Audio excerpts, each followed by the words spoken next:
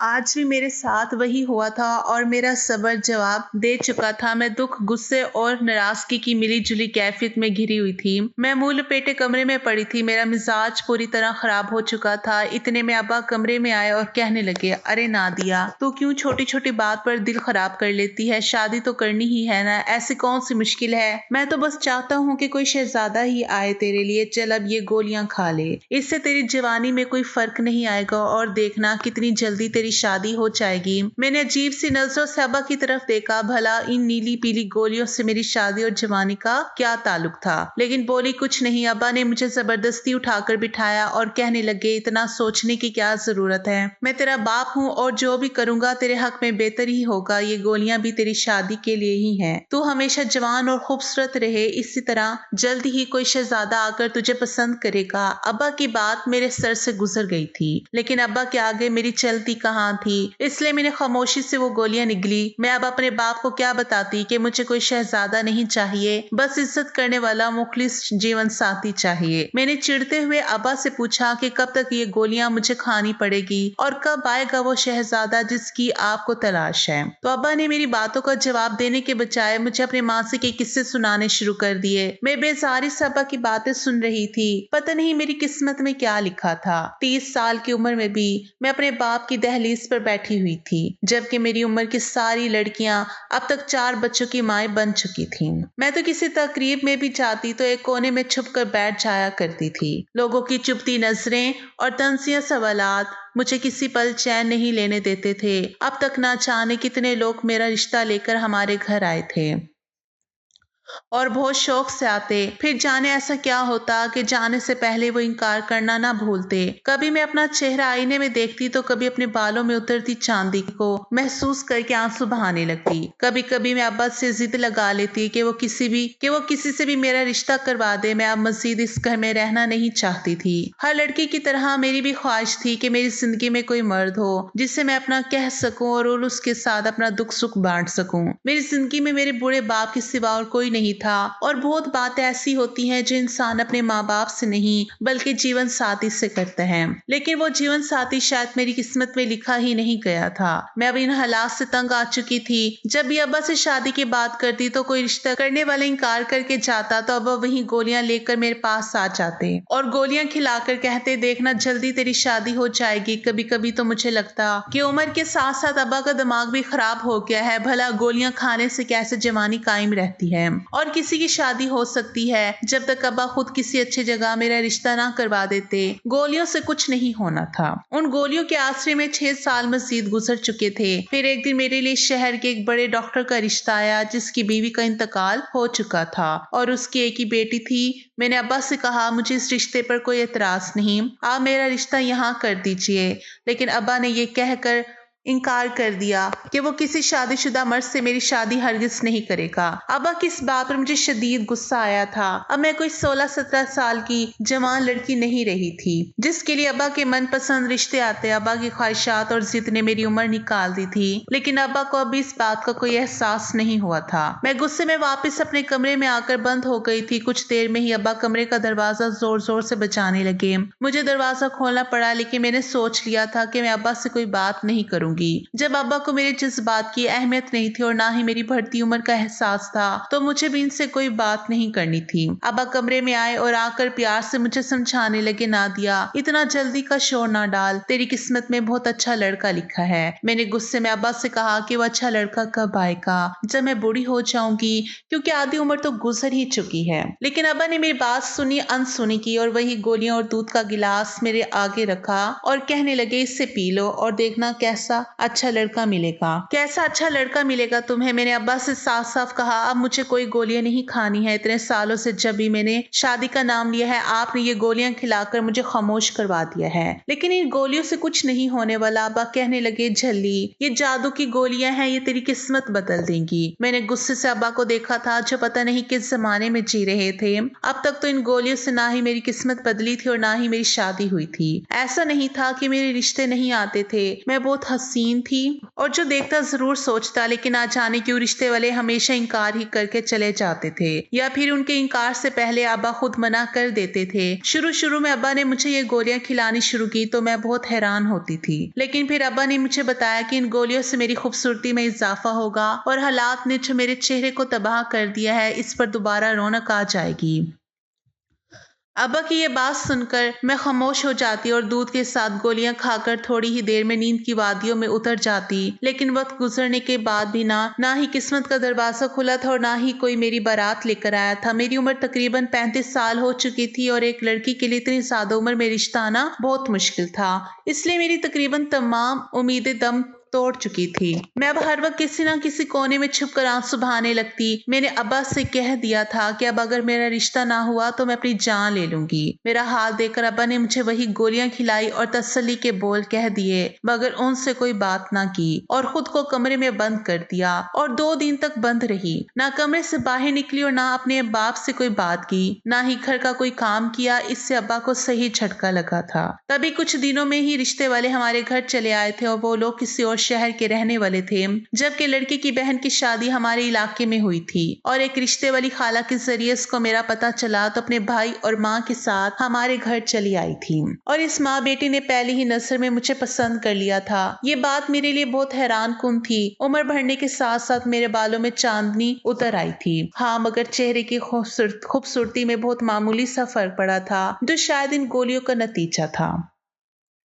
मुझे लगा इनका भाई शायद मुझसे भी कहीं ज्यादा उम्र वाला होगा या फिर पहले से शादीशुदा होगा, इसलिए उन्होंने मुझे पसंद कर लिया है। लेकिन जैसे ही तस्वीर मेरे हाथ में आई, मेरे होश उड़ गए। वो तो जवान लड़का था और उम्र में भी तकरीबन 28 वर्ष का था, यानी मुझसे 7 साल छोटा था। तस्वीर में ना ही ऐब नजर आ रहा था और ना ही उन्होंने लड़के में कोई नुक्स बताया था, बल्कि वो बहुत ही खूबसूरत और हसीन मर्द था। मैं हैरान व परेशान थी, बार बार तस्वीर को देख रही थी। और फिर उन लोगों के जाने के बाद जब यही बात मैंने अब्बा से कही तो अब्बा हंसकर कहने लगे, तेरी किस्मत खुल गई है, तुझे अभी परेशानी है, कहा था ना तेरे लिए शहजादा ही आएगा। और फिर अब्बा ने इस रिश्ते के लिए जैसे ही हामी भरी तो मैं खुशी से झूम उठी। अब्बा की गोलियां काम कर गई थी। अब्बा ने महीने भर में ही मेरी शादी की तारीख दी और जल्दी जल्दी शादी के सारे इंतजामात भी मुकम्मल हो गए। अब्बा ने मुझे खुद अपने हाथों से रुखसत किया था और मुझे यकीन नहीं आ रहा था कि मैं अब्बा के घर से रुखसत होकर अपने पिया की दहलीज पर पहुंच गई हूँ। मैं और अरूसी जोड़े में दुल्हन बनी बैठी थी। गो कि मेरी उम्र बहुत ज्यादा हो चुकी थी, लेकिन अरमान तो अब भी मेरे दिल में पहले की तरह ही जवान थे। और ये मेरी पहली ही शादी थी। इस शादी को लेकर मैंने बहुत सालों सब्र किया था और आज जब ये रात आई तो मैं खुशी से सरशार हो गई। कितने सालों से ख्वाहिश किसी चिंगारी की तरह मेरे मन में ही दबी हुई थी कि मेरी जिंदगी में भी कोई मर्द हो जो मुझे चाहे, मेरे हुस्न को सराहे, जिसके लिए मैं ही सब कुछ हूँ और जो मेरे लिए सारी दुनिया के सामने खड़ा हो जाए। और आज इतने सालों का सब्र खत्म हो चुका था। अब मैं रिजवान से निकाह करके इसके घर चली आई थी। 35 साल की उम्र में दुल्हन बनना एक अलग ही तजर्बा था और मैं बार बार खुद को आईने में देख रही थी। दिल में बहुत से खदशात सर उठा रहे थे कि मैं कहीं से ज्यादा उम्र की तो नहीं महसूस हो रही हूँ। कहीं ऐसा ना हो कि शादी की पहली रात ही मैं अपने शोहर के दिल में जगह ना बना पाऊँ, वो मुझे बूढ़ी ना समझ बैठे। मैंने शादी से पहले अपने बाल भी रंग करवा लिए थे। जैसे ही मुझे दरवाजे पर आहट का एहसास हुआ, मैं फौरन घूंघट डाले बिस्तर पर बैठ गई और खुद को तसल्ली देने लगी कि ऐसा कुछ नहीं होगा, क्योंकि मैं बहुत हसीन लग रही थी और यकीनन उसने मेरी तस्वीर देखी होगी।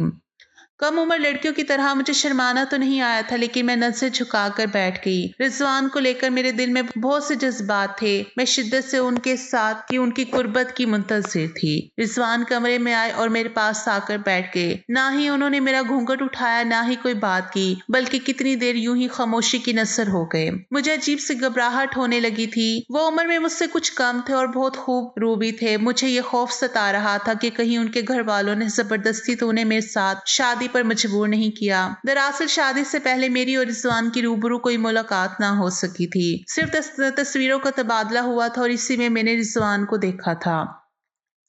जब कुछ देर तक रिजवान के मुंह से कोई लफ्ज नहीं निकला तो मैंने खुद ही अपना घूंघट पलट दिया और डरते उनकी तरफ देखा तो उनकी आंखों में मुझे अपने लिए हकारत नजर आई। मेरा सारा वजूद ठंडा पड़ गया था। मुझे एहसास हो गया था कि उन्होंने मुझसे ये शादी जबरदस्ती में की है। मैंने फौरन ही रिजवान का हाथ थामा और उन्हें यकीन दिलाना चाहा कि मैं सारी जिंदगी उनसे वफादारी करूंगी और उनकी खिदमत गुजारी करूंगी। वो बस मुझे एक मौका दे दें। मेरी बात सुनकर रिजवान अजीब अंदाज से हंस पड़े और कहने लगे, तुम्हें मौका देने की क्या जरूरत है, तुम तो पहले से ही एक तजर्बाकार औरत हो। रिजवान के सर्द लहजे में की गई बात सुनकर मैं शर्मिंदा हो गई। मुझे लगा शायद वो मुझे मेरी उम्र का ताना दे रहे हैं, क्योंकि मैं उम्र में उनसे तकरीबन 7 साल बड़ी थी और इसी फर्क की वजह से मुझे लगा था कि वो मुझे अपना नहीं सकेंगे। लेकिन ये मेरा वहम था, क्योंकि बात कुछ हो रही थी। रिजवान ने अपना मोबाइल फोन निकाला और स्क्रीन पर कुछ बटन दबाने के बाद जैसे ही अपने फोन को मेरे सामने रखा तो मेरे कदमों तले से जमीन निकल गई, क्योंकि उनके मोबाइल फोन की स्क्रीन पर कोई और नहीं बल्कि मैं थी और जो मंजर नजर आ रहा था उसे देखकर मेरे कदमों तले से जमीन निकल गई थी। मेरी ऐसी नाज़ेबा तस्वीर रिजवान के मोबाइल में कैसे पहुंची थी मैं समझ नहीं पाई थी। मैंने हैरत और आंसू भरी नजरों से रिजवान की तरफ देखा और पूछा, ये क्या है? तो वो नफरत से कहने लगे कि तुम मुझे बताओगी कि ये क्या है? तुम्हारी ऐसी तस्वीर मेरे पास मौजूद है और तुम मुझसे पूछ रही हो कि ये क्या है? तुम खुद देखो कि ये तुम्हारी तस्वीर कैसी है, इसमें क्या नजर आ रहा है। ये तस्वीर खुद चीख चीख कर बता रही है कि तुम तो पहले से ही। रिजवान ने नफरत से अपनी बात अधूरी छोड़ दी और अपना मुंह फेर लिया था। फिर कहने लगे, तुम तो पहले से ही काफी तजर्बाकार हो। अगर मैंने निकाह से पहले ये तस्वीर देखी होती तो कभी तुमसे शादी का तस्वुर भी ना करता। मैंने तो ये सोचकर तुम्हें अपनाया था कि तुम एक कुंवारी उम्र रसीदा औरत हो जिसकी अब तक शादी नहीं हुई, और ये भी सुना कि इतनी उम्र होने के बावजूद शराफत की जिंदगी गुजार रही हो। इसलिए मैंने तुम्हें चुना। उम्र की खैर होती है, बस औरत में शराफत हो और मेरी माँ की खिदमत गुजार हो। इसी तरह हम एक साथ अच्छी जिंदगी गुजारेंगे। लेकिन मुझे क्या मालूम था कि मुझे शादी की रात तुम्हारी ऐसी तस्वीर मिलेगी जिसे देखकर मेरे सर पर आसमान गिर पड़ेगा। और इस तस्वीर को मुझे देखकर पता चला कि तुम क्या और तुम्हारे बारे में जितना सुना सब झूठ था। तुमने तो अब तक अपने हुस्न को सही इस्तेमाल किया होगा, जब भी तो शादी इतनी लेट की और आज की रात ऐसे घूंघट डालकर बैठी हो जैसे बहुत हया वाली हो। अगर तुम ये सब पहले ही कर चुकी थी तो फिर मुझसे शादी क्यों की और खुद को दोबारा जाहिर करने का ड्रामा क्यों रचाया? हम इज्जतदार लोग हैं, कम से कम इतना सोचा होता कि तुम जैसी औरत के आने से हमारे घर का माहौल कितना खराब होगा। रिजवान के अल्फाज थे या जहरीले तीर जो मेरी रूह तक को घायल कर गए। इन लफ्जों ने मेरे होंठों को सी दिया था। मैं खामोशी से उनके चेहरे को तक रही थी। बहुत कुछ सुनना चाहती थी, कहना चाहती थी, लेकिन जुबान साथ देने को तैयार नहीं थी। कुछ देर पहले जो एहसासात और जज्बात मेरे दिल में थे वो सब खत्म हो चुके थे और अब मुझे समझ नहीं आ रहा था कि मैं रिजवान से क्या कहूँ और किस तरह अपनी पाकीज़गी की सफाई दूं। वो सारे लफ्ज जो मैं पिछले कितने दिनों से तरतीब दे रही थी वो सब कहीं खो से गए थे। मैं नहीं जानती थी कि मेरी तस्वीर मेरे शोहर के पास कहाँ से आई, लेकिन जो भी था इन सब कुछ खत्म हो गया था। मेरी ऐसी तस्वीर देखने के बाद तो रिजवान तो क्या कोई भी इज्जतदार मर्द होता तो कभी मुझे अपनी जिंदगी में ना रखता, और इसी बात ने मेरी जान निकाल दी थी। बहुत मंतों और मुरादों के बाद उम्र के इस हिस्से में आकर मेरी शादी हुई थी, अपने घर की हुई थी, और पहली ही रात में सब कुछ मलियामेट हो चुका था। मेरी आंखों से टिप टिप आंसू गिर रहे थे। मेरी तस्वीर अभी मेरे सामने खुली पड़ी जिसमें मैं पूरी तरह मैंने अपनी आंखें मीच ली थी, क्योंकि इससे ज्यादा मैं इस तस्वीर को नहीं देख सकती थी। मेरे सर पर 7 आसमान गिर पड़े थे, क्योंकि रिजवान कह रहे थे कि तुम तो बहुत ही मकार और बाजारी औरत निकली हो। पता नहीं कितने मर्दों के साथ वक्त गुजारा और अब यकीनन ढलती उम्र की वजह से वो काम नहीं चला, तो तुम बाप बेटी ने हमारी जिंदगी में जहर घोल दिया। मैंने उनकी पूरी बात सुने बगैर ही अपने दोनों हाथों को अपने कानों पर जमा लिया। अल्फाज थे या पिघला हुआ शीशा जो मेरे कानों में चीखते चले जा रहे थे। रिजवान के लफ्ज मेरी रूह को छलनी कर रहे थे। मेरा सारा माजी बहुत मुश्किल, महरूमी और तकलीफ में गुजरा था और हाल में भी मुझे कांटे ही मिले थे। मैं आंखें बंद करके गुजरे वक्त को सोच रही थी, जहाँ मुझे कुछ पल का भी सुकून मैसर ना हो सका था, और अब जब मैंने सुकून का सांस लेने का सोचा था तो भी सब कुछ तहस नहस हो गया था। मेरा नाम नादिया है और मेरा ताल्लुक मुल्तान से है। मेरे अम्मा अब्बा बहुत ही अच्छे और मोहब्बत करने वाले थे, लेकिन फिर किस्मत ने दगा दिया और मेरी माँ बेटे की पैदाइश फर्श पर हमें छोड़कर हमेशा के लिए चली गई। उस वक्त मैं 10 साल की थी। बहुत छोटी उम्र में ही मुझ पर अपने भाई की जिम्मेदारी आ गई थी। अब्बा तो दुकानदार थे, सुबह घर से निकलते तो शाम को वापस आते। मैं खुद से 10 साल छोटे भाई को सारा सारा दिन संभालती रहती। ना ही मैंने बचपन की कोई खुशी देखी थी और ना ही कभी खिलौनों से खेली थी। मुझे तो घर की जिम्मेदारी से ही फुर्सत नहीं थी। अब्बा ने मुझे तालीम भी हासिल करने ना दी थी और स्कूल से निकाल लिया था, क्योंकि अगर मैं स्कूल जाती तो घर को कौन देखता। और बस इतना एहसान किया कि प्राइवेट पढ़ाना शुरू कर दिया था। इस तरह मैंने बामुश्किल मैट्रिक पास किया और फिर पढ़ाई छोड़ दी थी और सारी तवज्जो और जान अपने भाई पर लगा दी। मेरा छोटा भाई अवैस बहुत शरारती था। घर के काम काज के साथ मैं इस पर भी पूरी नजर रखती थी, लेकिन अगर कभी मुझसे जरा सी चूक हो जाती तो अवैस को कोई मामूली सी भी चोट लग जाती तो अब्बा मुझे बुरी तरह पीटने लगते। अब्बा को अवैस बहुत अजीज था। उसको अगर एक खरोश भी आ जाती तो अब्बा की आंखों में आंसू आने लगते, जबकि मेरी बड़ी से बड़ी तकलीफ भी अब्बा को नजर नहीं आती थी। और तब मुझे एहसास हुआ था कि अब्बा का ये प्यार मुझे कभी भी नहीं मिला था जो कि अवैस को मिल रहा था, बल्कि शुरू से ही अब्बा मुझे नजरअंदाज किए रखते। बस फर्क इतना था कि पहले अब्बा मुझे बिल्कुल ही नहीं देखते थे और अब अवैस की वजह से मुझे मार पीट भी और सारा खाना पीना अवैस को देते। हाँ, इससे जो बचता वो मेरे नसीब में आता था। कम उम्री से ही चूल्हा हांडी करने की वजह से मेरे हाथ जगह जगह से जल चुके थे, लेकिन अब्बा ने कभी मेरी इन जले हाथों पर नजर तक ना डाली और ना ही मेरा दर्द कभी महसूस किया था। मैं बीमार होती या दुखी होती तब भी हमेशा कोनों में ही छुप कर आंसू बहा लिया करती थी, या फिर अपनी माँ के कपड़ों से लिपट जाती और माँ को बहुत याद करती। वो मुझे बहुत प्यार करती थी, इसके सिवा मेरे पास कोई आसरा नहीं था। मैंने अपनी खुशी और गम सब एक किनारे रखकर अवैस को परवान चढ़ाने में अपनी जान झोंक दी थी। जैसे जैसे अवैस बड़ा हो रहा था वो बहुत खुदसर और जिद्दी होता जा रहा था। उसकी बड़ी से बड़ी गलती को अब्बा नजरअंदाज करते और उसे बुरे कामों से भी नहीं रोकते थे। इसी बात ने उसे बहुत बिगाड़ कर रख दिया था। मैं उसे कभी कुछ अच्छा सिखाने की कोशिश करती तो वो अब्बा से मेरी झूठी सच्ची शिकायतें लगाता और अब्बा डंडा उठाकर मुझे मारने के लिए खड़े हो जाते। और अवैस बिल्कुल भी इज्जत ना करता था, बल्कि हर वक्त गालियां देता था, मगर अब्बा उसको कुछ भी ना कहते। अवैस ने 10वीं का इम्तिहान पास किया तो उसके नंबर कुछ खास नहीं आए। उसे किसी अच्छे कॉलेज में दाखिला ना मिला तो अब्बा ने उसे एक दूर दराज के कॉलेज में बहुत सा पैसा देकर दाखिला दिलवा दिया और वो वहीं के हॉस्टल में रहने लगा और मैं अब्बा के साथ घर में तनहा रह गई थी। अवैस के जाने के बाद मुझे एहसास हुआ था कि उसके होने से ही मेरी जिंदगी में कुछ रंग थे। अब तो ये घर वीरान हो गया था। अवैस के जाने के बाद अब्बा भी मेरे करीब हो गए थे। वो उठते बैठते मुझे पूछने लगे थे और इस बात ने मुझे बहुत खुश कर दिया था। अक्सर अब्बा मेरे कमरे में चले आते और घंटों मेरे साथ गुजारते, मुझसे बहुत सी बातें करते। जैसे जैसे उनकी उम्र में इजाफा होता जा रहा था उनके रवैये में भी तब्दीली आ रही थी और मैं उनके लहजे में अपने लिए मोहब्बत महसूस करने लगी थी। इसी बात ने मुझे नई जिंदगी दे दी थी। अवैस को गए 7 साल होने वाले थे, लेकिन वो पलट कर वापस नहीं आया था। अब्बा उसे बाकायदगी से पैसे भेजा करते थे। मैं अब्बा से जब भी कहती कि अवैस को वापस बुलवा लें तो अब्बा इनकार कर देते और मोहब्बत से कहते कि मेरी नादिया है ना मेरे साथ। मैं अब्बा की इस मोहब्बत पर खुश हुई थी कि अब्बा को मेरा एहसास हो गया है, मगर बहुत जल्द अब्बा के इस मोहब्बत भरे रवैये का राज भी खुलकर मेरे सामने आ गया। अवैस ने किसी अमीर सादी से शादी कर ली थी और वो उसी के बंगले में शिफ्ट हो गया था। ना ही वो वापस आना चाहता था और ना ही वो अब हमसे कोई रिश्ता रखना चाहता था, लेकिन अपने बेटे का भरम रखने के लिए अब्बा ने ये बात मुझसे छुपा ली थी।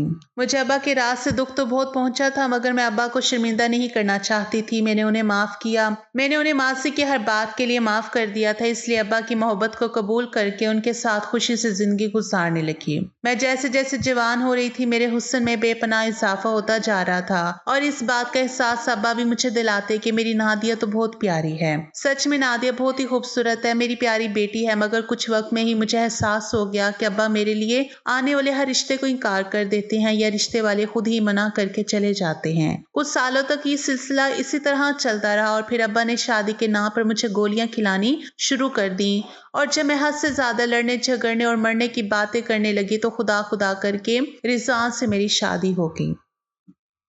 और अब शादी की रात मुझे ऐसी अपनी तस्वीरें देखने को मिली कि जिनके बाद मैं खुद से नजर मिलाने के लायक भी ना रही थी। मैंने लड़खड़ाते लहजे मेरी ज़ुबान को बताना चाहा कि ये तस्वीरें मेरी नहीं है और ना ही मुझे इनके बारे में कुछ इल्म है। مگر میری بات سن کر رضوان نے مجھے مزید نفرت سے چھڑک دیا اور کہنے لگے کہ تم تو بڑی ڈھیٹ ہو جو جھوٹ پر جھوٹ بول رہی ہو۔ غور سے دیکھو، یہ تمہارا ہی کمرہ ہے، تمہارا ہی بستر ہے، تو پھر تم کیسے مکر سکتی ہو؟ میں نے غور سے دیکھا تو واقعی وہ میرا کمرہ تھا۔ دیوار کا وہی اکھڑا ہوا رنگ میری بربادی کی داستان سنا رہا تھا۔ مجھے خود معلوم نہیں کہ میری ایسی تصویر کب اور کس نے لی تھی، مگر رضوان میری بات ماننے کو تیار نہیں تھے۔ بہت انتظار اور منتوں مرادوں سے میری شادی ہوئی تھی۔ شادی کی پہلی رات ہی میں برباد ہو گئی تھی۔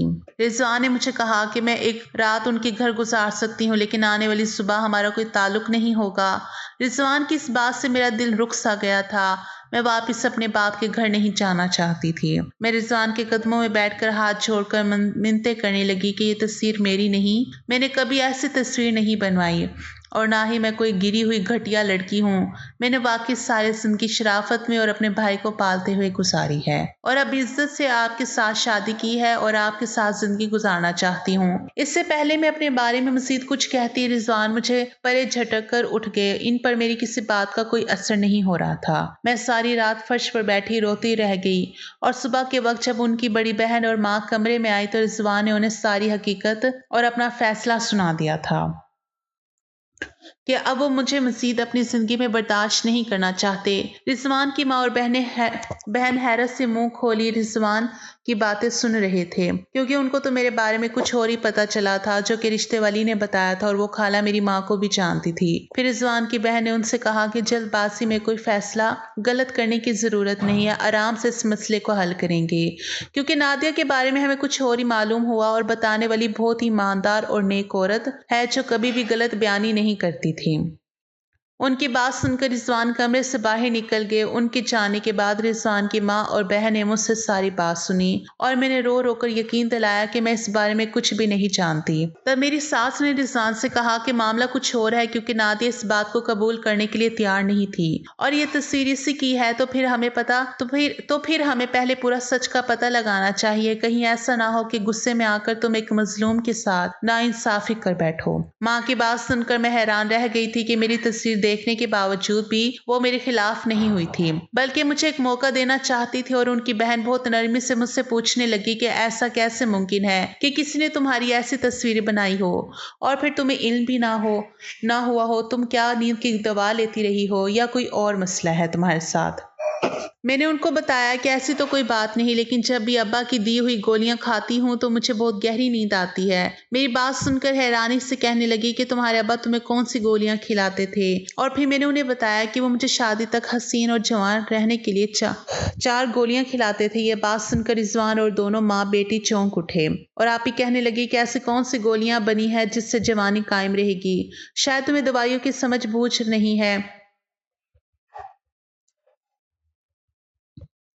اور ساری زندگی اپنے باپ کے ساتھ گھر میں رہی ہو، اس لیے ان کی بات پر یقین کرتی چلے گی۔ دال میں کچھ نہ کچھ کالا ضرور ہے، کیونکہ تمہارا باپ ستیلا ہے اور تمہاری شادی کرنا نہیں چاہتا تھا، اور یہ بات مجھے رشتے والی نے بتائی تھی کہ تمہارے باپ نے آج تک تمہارے گھر آنے والے ہر رشتے کو خود ٹھکرایا تھا۔ اور اگر تمہیں اس بات میں کوئی شک نہیں ہے کہ یہ تصویر تم نے اپنی مرضی سے نہیں بنوائی ہے تو ہم ابھی سچ کا پتہ لگا لیتے ہیں۔ آپ ہی اپنی بات کر کے رضوان کو کچھ کہنے لگی تھی، جبکہ ان کی بات سن کر میرے کان سائیں سائیں کر رہے تھے کہ جس شخص کو میں اپنا باپ سمجھتی تھی وہ میرا ستیلا باپ ہے۔ اور میرے حیرت زدہ تکلیف دہ تاثرات دیکھ کر انہوں نے پوچھا، کیا تم اس بات سے لا علم تھی؟ لڑکھڑاتے لہجے میں بولا کہ مجھے اس بات کا پتہ اب لگا ہے کہ وہ میرا باپ نہیں ہے، میں تو اس کو اپنا سگا باپ سمجھتی تھی۔ میری بات پر وہ تینوں حیران ہوئے تھے۔ اب انہوں نے مجھے تسلی دی کہ تم فکر نہ کرو، سچ پتہ چل ہی جائے گا۔ رضوان نے پہلے تو اس بات کا پتہ لگایا کہ یہ تصویر کہاں سے آئی ہے، اور پھر انہیں پتہ چل گیا کہ یہ تصویر کسی اور نے نہیں بلکہ میرے باپ نے ہی بھیجی ہے۔ اس تصویر میں اپنے ہی کمرے میں بستر پر موجود تھی، اور میرے ساتھ کوئی مرد بھی تھا جس کا چہرہ تصویر میں نہیں تھا۔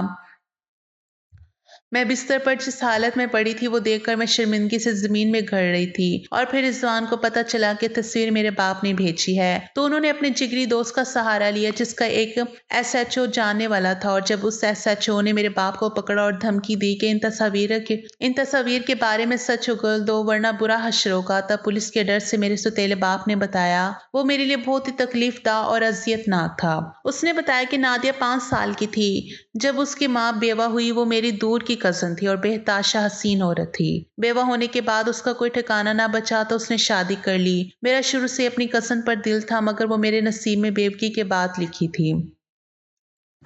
मुझे उसकी बच्ची में कोई दिलचस्पी नहीं थी, मगर अपनी बीवी की मोहब्बत पाने के लिए मैंने बच्ची को भी घर में रख लिया था। मगर फिर मेरे बेटे की पैदाइश पर मेरी बीवी इस दुनिया से चली गई, तो नादिया के लिए मेरी बेजारी और बढ़ गई थी। मगर मैं उसको घर से नहीं निकाल सकता था, क्योंकि अब मेरा बेटा था और उसको संभालने के लिए भी मुझे किसी की जरूरत है। इसलिए मैंने नादिया को अपने घर में रहने दिया। अपने इकलौते बेटे को मैंने ये सोचकर बहुत मोहब्बत से बड़ा किया कि वो मेरे बुढ़ापे का सहारा बनेगा, मगर वो मुझे उस वक्त छोड़ गया जब मैं अपनी सारी जिंदगी की जमा पूंजी उस पर लगा चुका था।